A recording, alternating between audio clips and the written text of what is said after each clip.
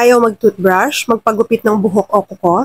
Ilan lang yan sa mga tactile avoiding behavior ni Dali Aldati. Ang tactile avoiding behavior o tactile defensiveness ay tumutukoy sa overreaction o heightened sensitivity ng isang individual na may autism sa touch o certain textures. Ayaw niya sa mga damit na magaspangang texture o may tag. Hirap kami dati kapag paliliguan na siya dahil ayaw niya sa shower, kapag sinashampoo ang buhok niya at sinasabon ang katawan niya.